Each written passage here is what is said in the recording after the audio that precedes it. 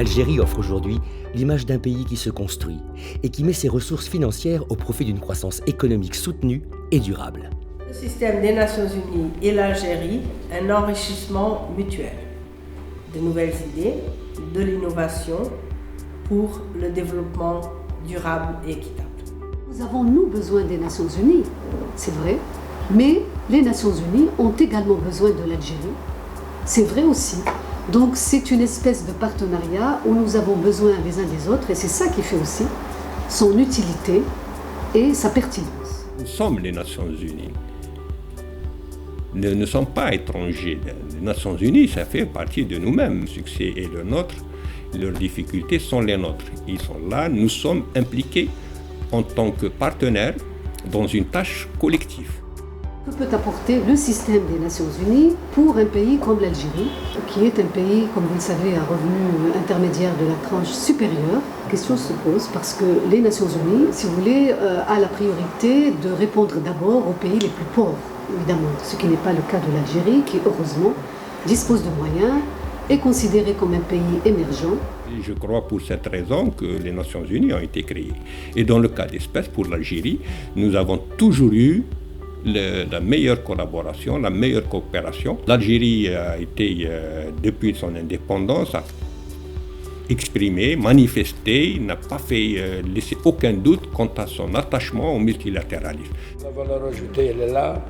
Le savoir-faire des Nations Unies et des organisations internationales qui sont sous l'égide, qui travaillent sous l'égide des Nations Unies est un apport non négligeable, est un apport très appréciable pour les pays en développement comme nous et pour les pays qui sont en train de se rechercher et subissent cette transition parfois difficilement, mais avec l'accompagnement de ces organisations spécialisées des Nations Unies, je pense que les horizons qui s'ouvrent à nous sont des horizons qui sont pleins d'espoir.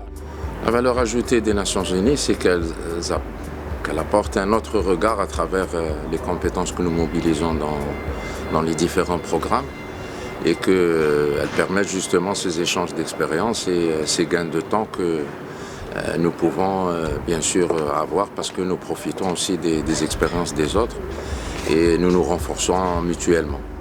La coopération entre l'Algérie et l'ONU dans le domaine du développement est définie par des cadres de coopération stratégique, traduisant la réponse collective des agences du système des Nations Unies aux priorités nationales de l'Algérie en termes de développement. Nous avons depuis maintenant un nombre de plus en plus grand de représentations des différentes agences. La communauté internationale a adopté en l'an 2000 ce qu'on appelle les objectifs du millénaire pour le développement, les OMD, fixant un certain nombre d'objectifs à réaliser. Nous pouvons considérer que l'Algérie va et réaliser un grand nombre de ces objectifs. Nous pouvons vraiment faire la différence et d'un côté à ouvrir l'accès à ce réseau international qui est le système des Nations Unies et de l'autre côté vraiment encourager la participation de la population à son propre processus de développement et renforcer les capacités nationales et internationaliser l'expérience algérienne aussi à travers la coopération sud-sud. Les résultats positifs enregistrés en Algérie puissent servir, pourquoi pas, d'inspiration dans les autres pays. Ce que nous attendons de la coopération des Nations Unies, c'est un saut qualitatif à notre coopération. Nous avons une expertise, nous avons des expériences, nous avons des infrastructures, nous avons des programmes, des stratégies sur lesquelles il y a nécessité d'imprimer un saut qualitatif. Le credo de l'Algérie est toujours le même. Nous sommes pour une action efficace et un partenariat fécond entre l'Algérie et le système des Nations Unies dans toute sa diversité. À la faveur de cette coopération, différents projets ont été lancés dans les secteurs de la santé, de l'éducation, de l'agriculture, de l'environnement et du développement durable, de l'emploi et de l'entrepreneuriat, de la réforme de l'administration publique et de la promotion de la femme. Le grand effort des Nations Unies en Algérie pour apporter de la valeur ajoutée est de travailler ensemble.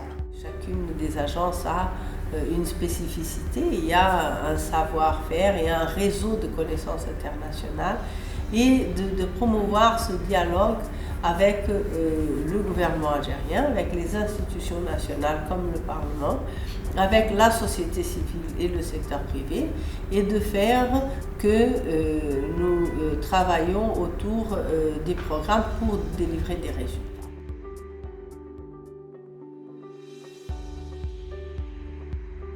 La formation CREGERM, c'est une formation circulaire.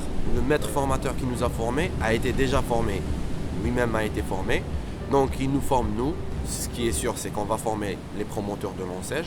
Et ce qui est sûr, c'est que peut-être que viendra le jour où on formera d'autres formateurs, Inch'Allah. الرحله اللي درناها لغدايا كشغل رحله استكشاف كما يقولوا. رحله الاستكشاف هذه كانت كشغل مفيده بزاف، فيها بزاف صوالح استفدنا منها، خصوصا انه كنا نعرفوا الطريقه نتاع وضع زخرفه كشغل في السربيه، ولينا كي شفنا غدايا كشغل هما عندهم خبره اكبر منا. اولا في الرحله هذه كانت هذه اول رحله ليا في الخروج عبر كشغل دوائر الوطن. خرجت لها الغدايه، استفدت منها بزاف، ودات لي الثقه في النفس، زادت لي باللي كشغل حسيت روحي بلي المراه مش ضروري انها تبقى برك في الدار، لازم عليها كشغل تخرج باش تكتشف امور واحده اخرى في الحياه. في البدايه قلنا عنها هي منظمه الغذاء العالمي اللي احنا عرفناها كلاجئين، ورافقتنا لمده من الزمن طويله، ورانا الان راهي توفر المواد الاساسيه.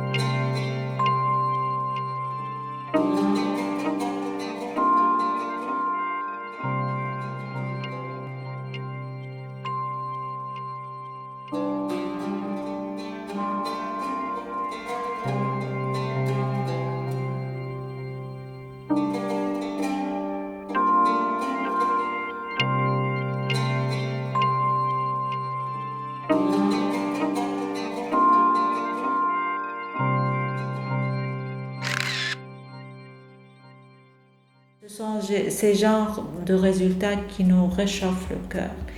Et ici, nous sommes très contents qu'on peut apporter un appui pour mettre en valeur l'importance de l'intersectorialité, de l'approche intégrée de développement. Au sein du système des Nations Unies ici, évidemment, depuis quelques temps, nous essayons de coordonner le mieux possible notre action. Et ça veut dire que nous avons créé ce qu'on appelle nous des groupes de résultats.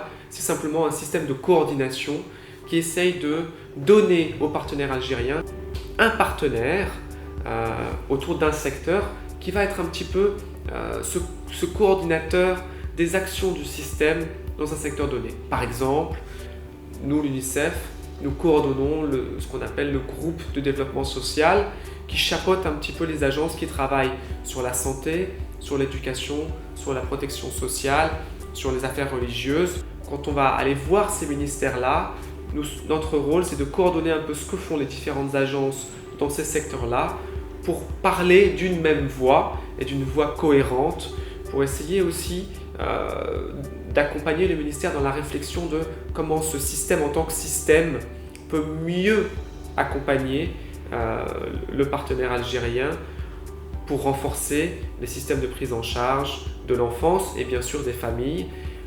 Donc dans le système, nous travaillons soit dans un rôle de leadership pour ce rôle-là, soit dans un rôle d'accompagnement des autres agences qui sont en charge de ce rôle-là. Nous avons mis en place avec le PNUD et avec l'appui financier du Japon un autre programme sur l'autonomisation des jeunes dans 3 régions d'Algérie, l'Adrar et Média. Et ce programme sera opérationnel très rapidement et il va s'articuler autour de la même démarche que nous avons fait dans les autres régions, c'est-à-dire une analyse des besoins, l'analyse des opportunités dans ces régions-là, la formation, et sa particularité, c'est que c'est un programme interagence un peu qui est un bon exemple, disons, de coopération et de joint activity entre le BIT et le PNUD au niveau de l'Algérie. Ça avance plus vite, on réajuste, on rectifie très rapidement quand il s'agit de projets. Cette complicité à organiser ensemble des ateliers et des séminaires et des journées de travail avec beaucoup de facilité et avec beaucoup d'efficacité. Je crois que c'est très important.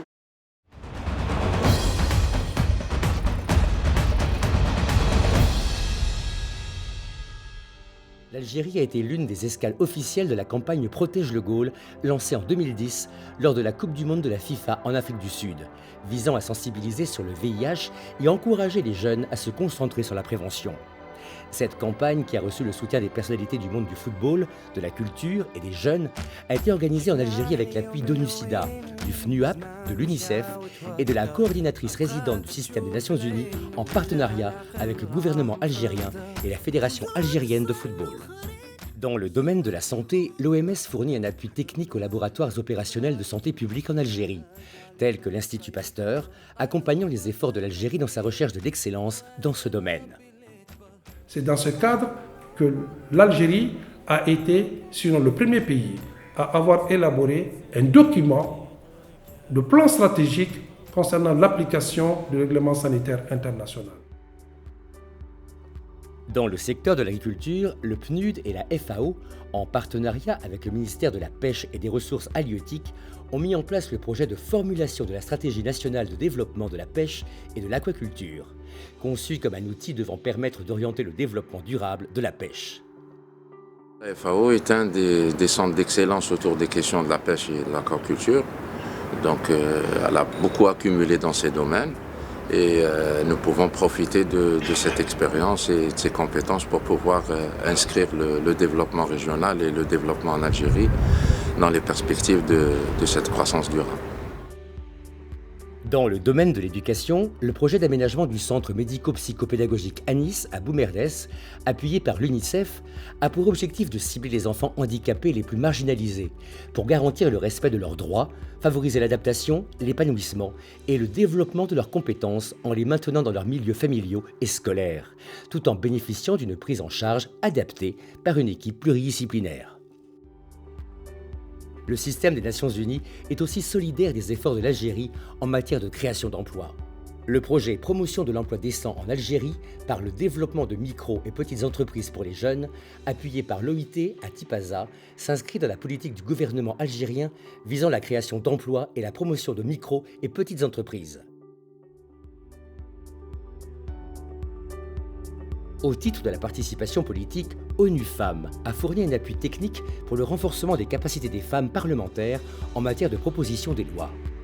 Les récentes réformes politiques engagées par le gouvernement algérien ont été favorables à la mise en œuvre d'un tel projet. La loi sur la participation politique des femmes a été un résultat, permis à l'Algérie vraiment d'être le premier pays au monde arabe et entre les 30 premiers au niveau du monde, et avoir une représentation effective des femmes.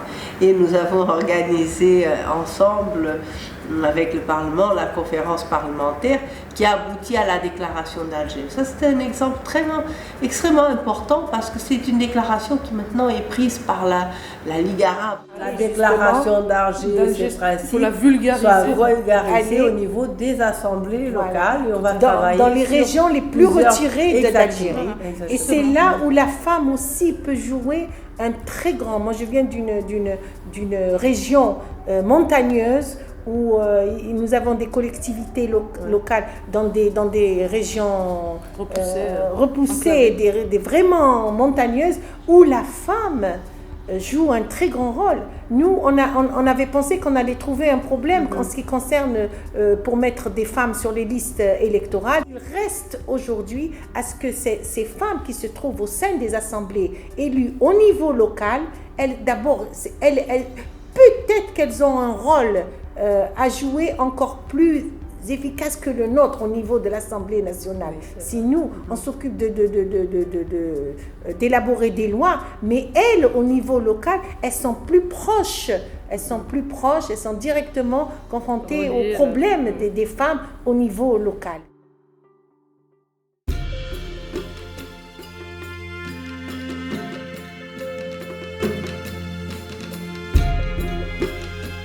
La préservation de l'environnement et la gestion du développement durable sont un axe essentiel de la coopération entre l'Algérie et le système des Nations Unies, comme en témoignent les différents projets mis en œuvre dans ce domaine, comme par exemple le programme de conservation de la biodiversité dans le parc culturel de Tamanrasset, qui a été le résultat d'un partenariat exemplaire entre le ministère de la Culture et le programme des Nations Unies pour le développement.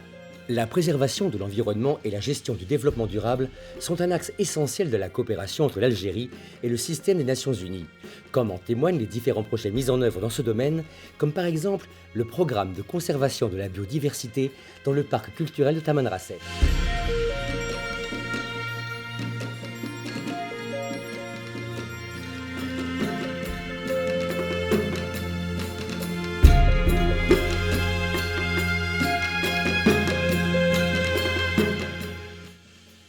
Le projet d'appui au renforcement des capacités locales pour un développement durable dans la daïra de Charouine, wilaya d'Adrar, est un autre exemple de la qualité de la coopération entre l'Algérie et le système des Nations Unies dans ce domaine. Ce projet mis en œuvre dans une wilaya du Grand Sud algérien a la particularité de regrouper 3 agences onusiennes, le PNUD, l'UNICEF et le FNUAP. Ce projet vise à appuyer les autorités et les populations locales dans le renforcement de capacités en créant des opportunités économiques durables. Les femmes et les jeunes sont les groupes cibles privilégiés.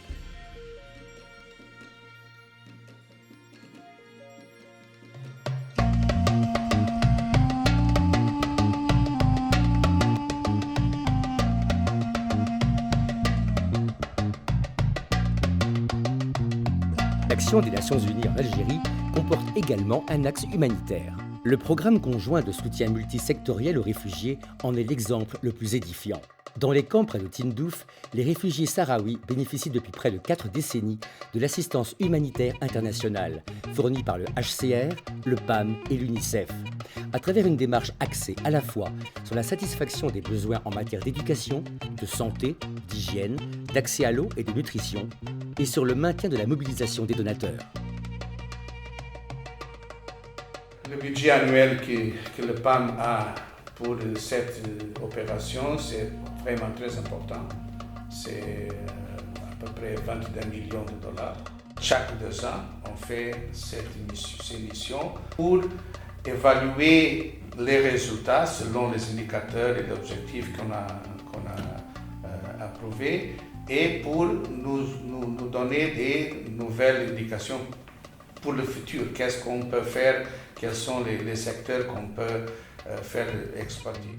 La particularité à Tindouf est la longue durée de la situation des réfugiés pour les réfugiés sahraouis. Et pour cette raison, le HCR et ses partenaires essayent d'aller au-delà de l'assistance, mais aussi essayer à augmenter les projets de génératrices des réfugiés. Un des buts principaux de cette initiative est de créer l'emploi, notamment pour les jeunes Sahraouis.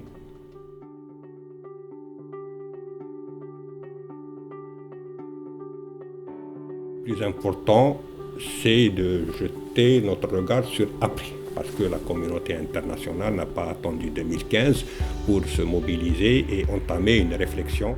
Dans un pays comme l'Algérie, selon moi, les grands défis sont certainement la pérennisation et le maintien des acquis. Si on arrive à conjuguer nos efforts et continuer à renforcer les actions et les expériences positives et les bonnes pratiques déjà en place, en termes d'élimination de la discrimination, la stigmatisation, nous arriverons ensemble. Et pour les futurs objectifs, dans l'après 2015 qui vise à éliminer le VIH-Sida dans le monde d'ici à 2030, à avoir des résultats excellents en Algérie. On a des programmes qui sont assez ambitieux, on a des activités qui sont des activités de pointe. Notre partenariat entre le système des Nations Unies et l'Algérie au moment de l'agenda du post-2015 est axé sur la connaissance et sur l'innovation. Les défis futurs de l'Algérie suscitent en nous un intérêt constant.